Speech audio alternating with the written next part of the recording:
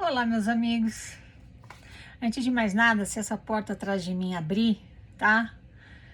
É minha gata ou uma das cachorras, tá? Ai, tem gente que fala, ai, quando aquela porta abre atrás de ti é tão estranho, né? São elas entrando, tá? Então não esquenta a cabeça. Deixa eu te lembrar, né, daquele convite que eu te fiz em dezembro, no último vídeo que eu postei ano passado, né, 2021, e eu te convidei a você começar a pagar o dízimo para você mesmo. Lembra? Se você assistiu a live, você sabe do que eu tô dizendo, do que eu tô falando. Continua fazendo isso. Se você não começou ainda, começa, viu? Separa aqueles 10% que você costumava pagar com tanto sacrifício para a igreja e começa a guardar esse dinheiro, ou aplica, ou investe na tua aposentadoria, ou coloca numa poupança, não sei. E quando você quiser ajudar alguém, você determina o quanto você pode gastar para ajudar alguém, tá? Vamos comigo, eu tô comprometida, porque eu fiz isso pela igreja, né, por tantos anos, e eles usaram meu dinheiro para enriquecerem, né? Então eu me devo isso, eu devo a mim essa eu tenho uma dívida, né, comigo mesma. Se eu pude pagar para eles com tanto sacrifício, por que eu não posso pagar para mim mesma agora, né? E é um dinheiro que fica na reserva caso aconteça alguma emergência ou até para, sei lá, alguma coisa que precise comprar ou férias, seja lá o que for, tá? Me acompanha, me segue nessa, tá bom? Então tá.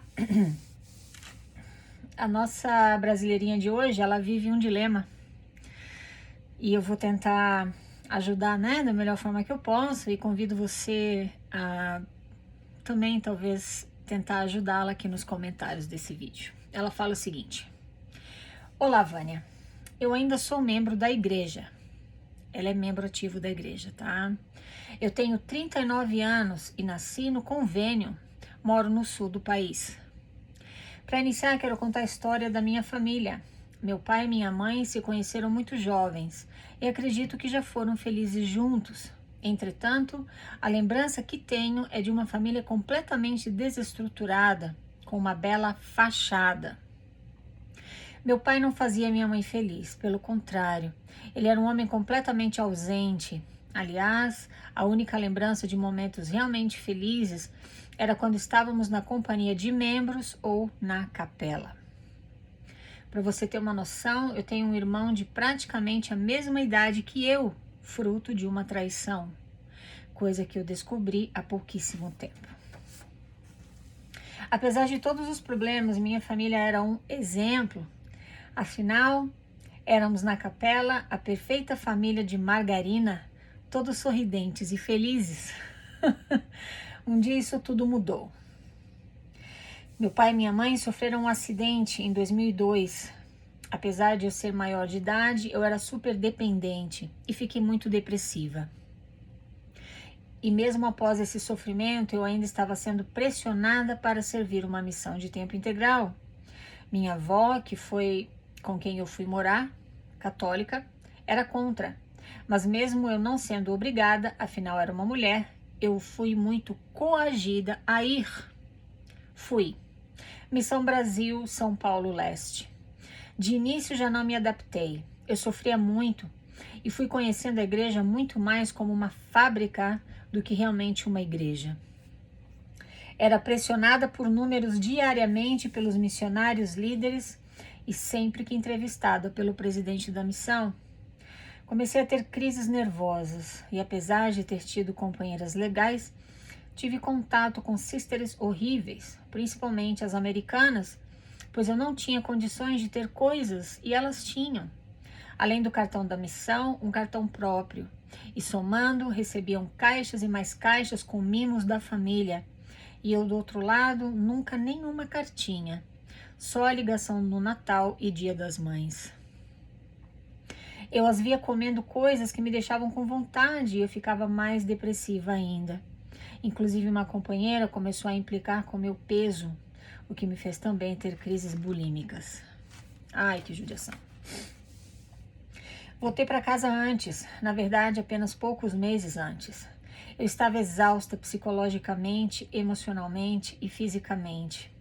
mas eu acreditava que ia receber apoio dos membros. Recebi? Muito pouco e apenas no começo.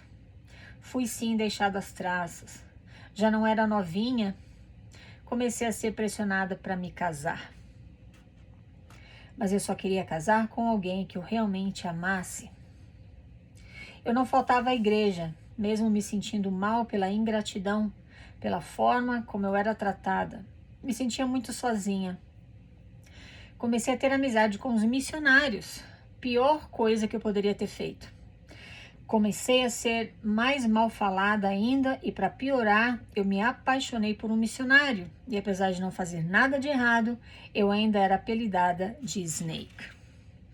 Snake é um termo no mormonês que rotula as moças que estão sempre em volta dos missionários, tá? Eu e ele mantivemos contato depois dele acabar a missão. Eu sou uma mulher loira e de olhos claros, ele um homem de pele negra, lá do Pará. Resolvemos namorar, então ele veio novamente para a região onde morávamos, para também nos casarmos. Foi aí que comecei a sofrer 2 tipos de preconceito. Primeiro, por eu me casar com um missionário que serviu aqui, e outra coisa que negam muito, o racismo. Na verdade, eu diretamente não, quem sofre é o meu marido, pois sempre sinto que nosso relacionamento é desmerecido por esses 2 motivos. Afinal, eu cheguei a ouvir da presidente da Sociedade de Socorro que eu merecia alguém melhor do que um negro.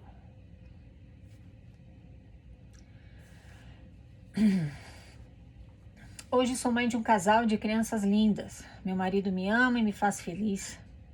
Eu vejo seus vídeos escondida porque ainda me sinto muito mal, mesmo sabendo de todas as verdades que você fala. Meu marido, mesmo sofrendo o que ele sofre, é extremamente fiel e com um testemunho fortíssimo. Meus filhos já se batizaram. Não quero destruir nosso castelo, mas me sinto muito dividida. Quero sair da igreja, mas não quero perder a minha família eterna, mesmo sabendo que isso provavelmente é mentira. Se eu sair da igreja, não sei como meu marido reagiria. Quis mandar esse e-mail, pois seu marido também é santo dos últimos dias, então sua experiência pode me ajudar. Aliás, desde já agradeço muito a sua ajuda. Você é um anjo que tira as pessoas da escuridão. Ai, minha querida, muito obrigada, viu, por esse carinho imenso aqui que você demonstra por mim. E meu coração totalmente te entende. Meu coração entende a tua experiência, porque muitas dessas coisas que você viveu, eu vi pessoalmente acontecendo na igreja, tanto na missão quanto fora dela. E eu sinto principalmente a tua angústia, né, que você expressa aqui no final, você começando a conhecer a igreja agora pelo que ela realmente é, tendo tantos motivos para já ter saído dela há muito tempo, porque o abuso psicológico, emocional que você já sofreu lá dentro é mais do que motivo para você ter abandonado a igreja há muito tempo, mas agora você está casada com alguém que, como meu marido, né, é um membro fiel da igreja e tem um testemunho fortíssimo.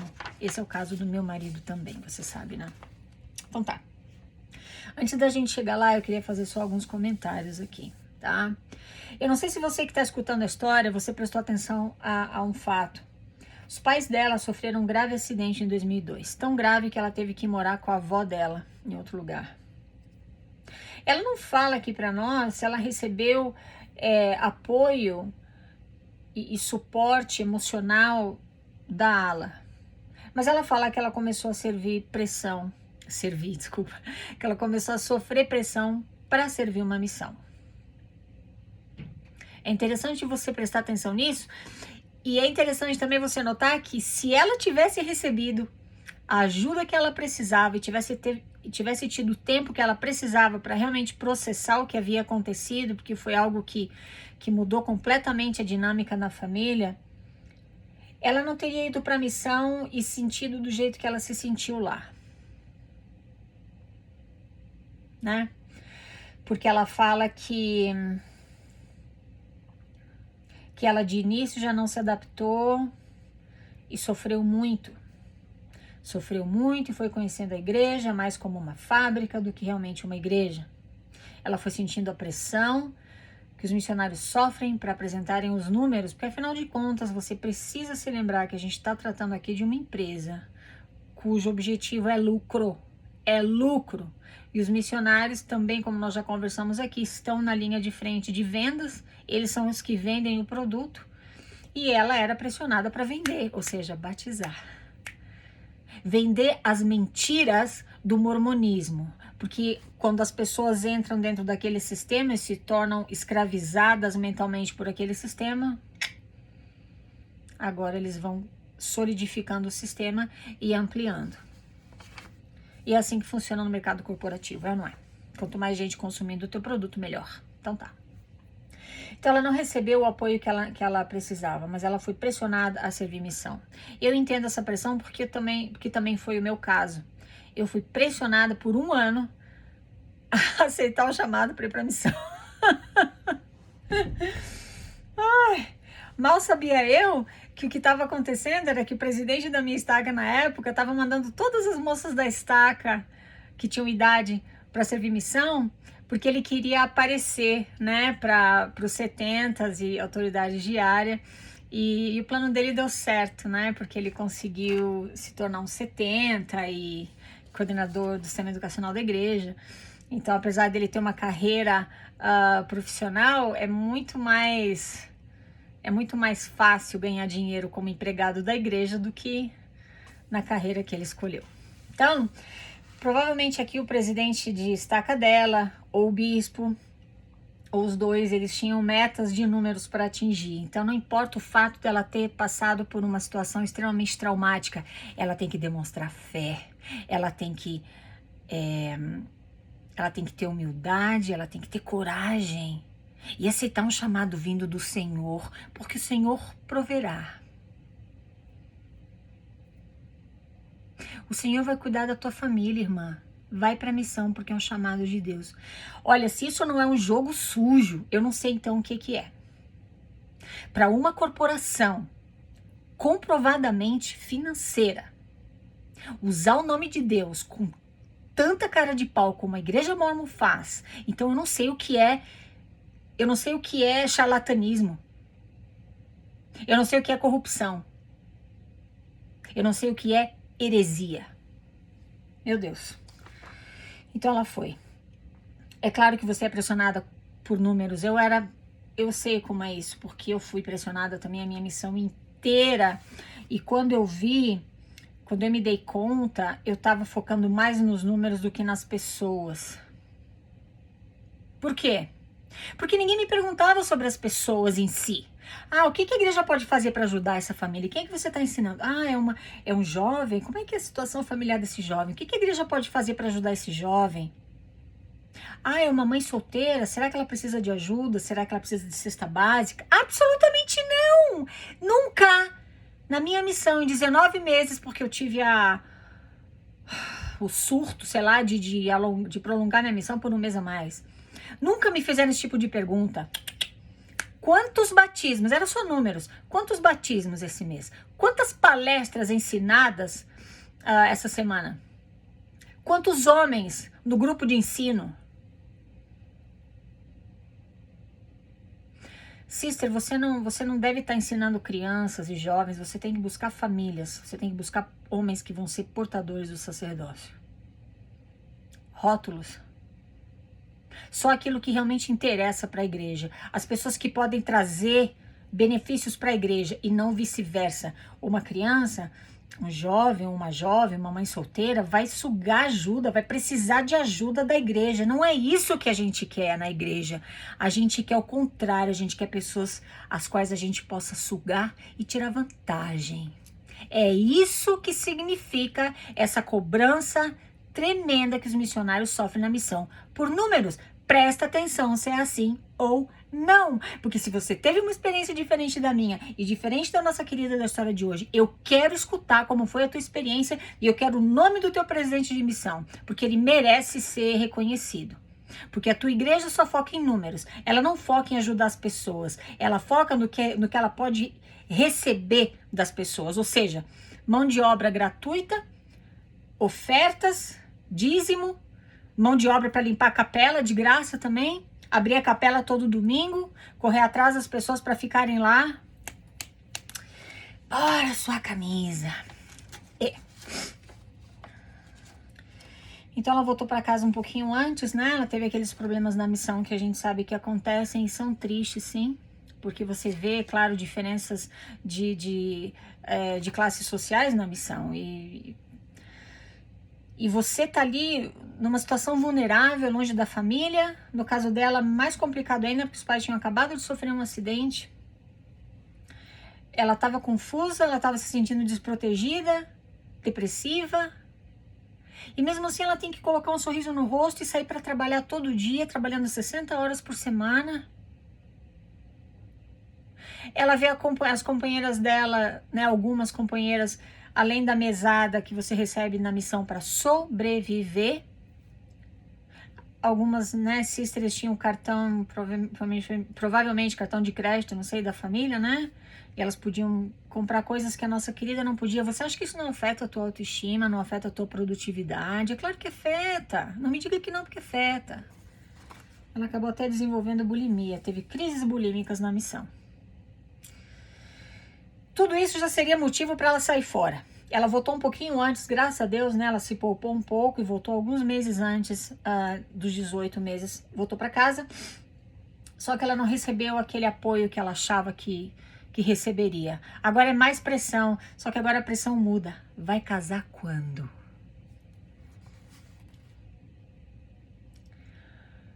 Já não era novinha.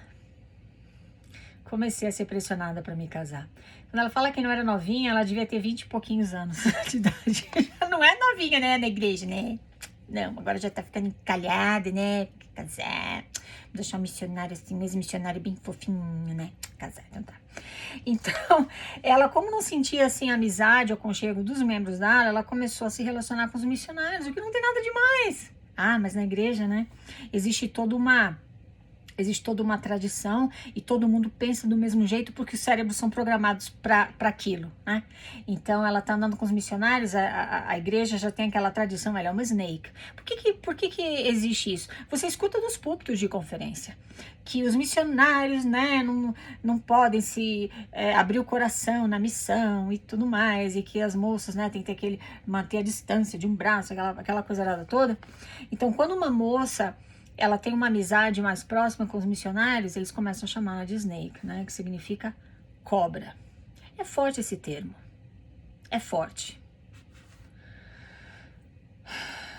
E ela acabou se apaixonando por um dos missionários, que também é super normal.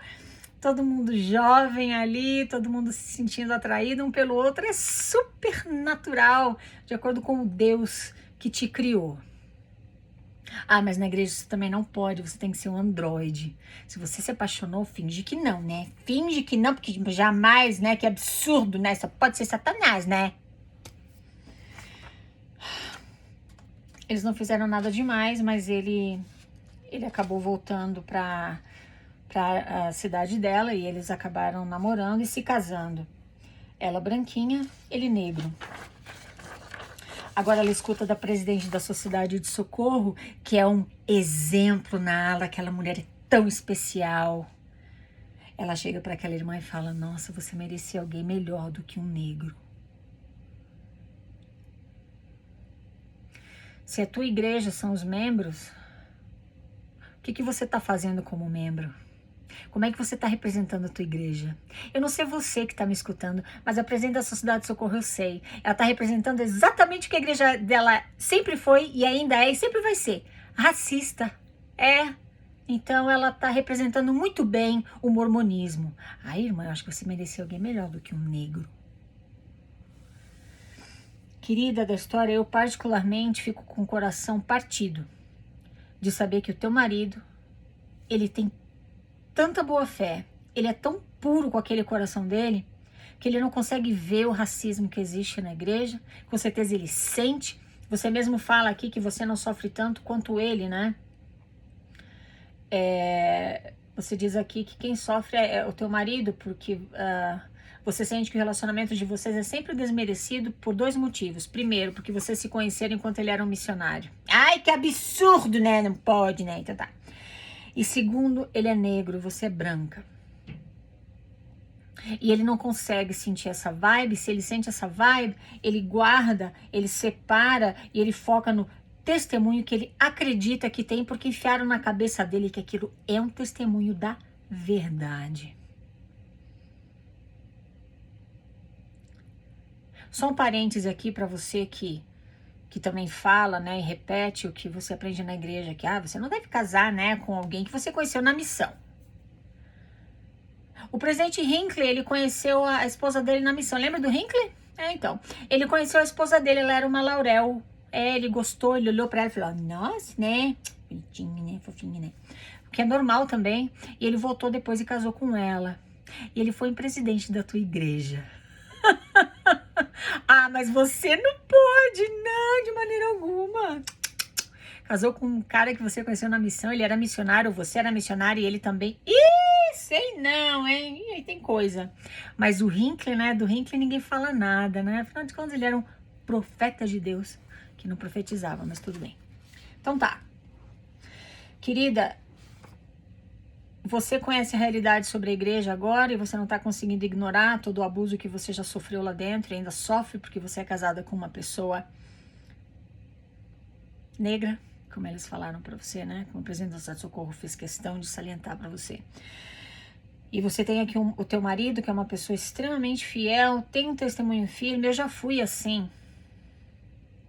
Por eu já ter sido como teu marido, ou seja, eu ignorava todos os abusos, todas as pressões, todas as decepções que eu sofria. Eu ignorava tudo aquilo porque eu também tinha o meu testemunho como foco principal.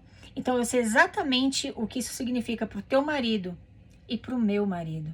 Então, por experiência própria, como alguém que já esteve na mesma posição que ele, que o teu marido e que o meu marido, é que eu não me meto nessa parte. Eu deixo o meu marido seguir a fé dele, porque eu sei que se eu tentar confrontar, o nosso relacionamento vai sofrer.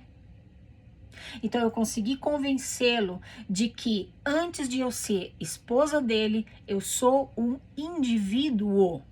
E eu tenho sim direito às minhas próprias experiências, próprias perspectivas e tenho direito às minhas próprias decisões. Então eu consegui convencê-lo disso. Ele sofreu, e talvez ainda sofra, porque ele ainda acredita em tudo aquilo.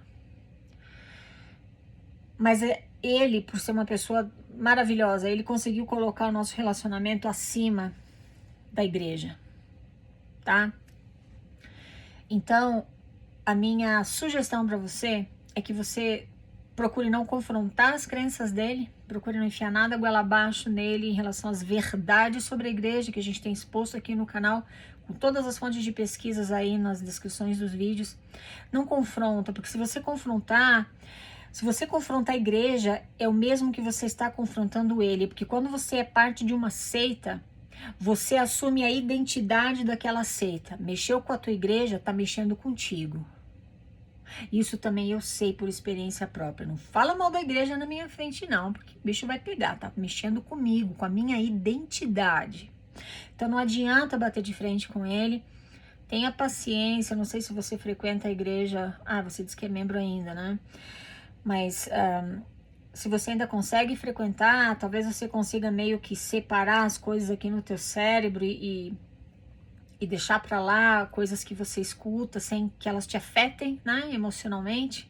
Você pode colocar assim limites, né, em relação a como a chamados que você quer aceitar ou não, enfim, tenta negociar com teu marido algo que fique bom para os dois, porque também não é justo você totalmente abrir mão da maneira como você se sente em relação à igreja e viver uma mentira em nome da crença do teu marido. Eu, no meu caso, não consegui. Eu não consigo nem pisar na igreja, não pisei nunca mais. E ele sabe que eu resignei também. Cada caso é um caso, quer dizer, eu não conheço teu marido pessoalmente, mas eu acredito que você vai ter a sensibilidade necessária para protegê-lo, né? Proteger a crença dele, como ele precisa acreditar, e também encontrar uma forma de proteger você mesma contra os abusos que você sofre lá dentro. Eu adoraria te dar uma receita que funcione, mas cada caso é um caso. Então procura intermediar, procura proteger você e ele. Não abre mão das tuas necessidades também como ser humano.